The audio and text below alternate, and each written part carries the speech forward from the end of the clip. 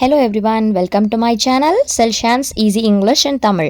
இன்னைக்கு நம்ம என்ன பார்க்க போறோம் அப்படினா prepositionsல usage of on எங்கெங்கெல்லாம் நம்ம யூஸ் பண்ணலாம்னு பார்க்கலாம். First பாத்தீங்க அப்படினா days. என்னென்ன important days எல்லாம் இருக்கோ அதுக்கு முன்னாடி நம்ம யூஸ் பண்ணிக்கலாம்.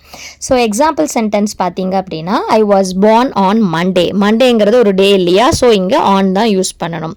இன்னொரு எக்ஸாம்பிள் பாத்தீங்க அப்படினா The meeting is on Friday. Meeting Friday நடக்க போகுது. ஸோ ஃப்ரைடேங்கிறதுனால ஆன் போட்டிருக்கோம்.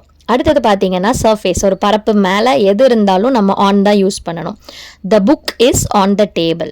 புக் எங்கே இருக்குது? டேபிள் மேலே இருக்குது. ஸோ ஆன் இந்த இடத்துல வரும். இன்னொரு எக்ஸாம்பிள் பார்த்தீங்க அப்படின்னா The cup is on the plate. Cup எங்கே இருக்குது? பிளேட் மேலே இருக்குது. ஆன்ங்கிறது ஆக்சுவலி மேலேங்கிறது வரும், டேஸ் கூடயும் வரும். ஸோ இந்த மாதிரி நிறைய வீடியோஸ் உங்களுக்கு வேணும் அப்படின்னா சேனல் சப்ஸ்கிரைப் பண்ணி வச்சுக்கோங்க. ஸ்டூடெண்ட்ஸ்க்கு யூஸ்ஃபுல்லாக இருக்கும்னு நினச்சிங்கன்னா கண்டிப்பாக ஷேர் பண்ணுங்கள்.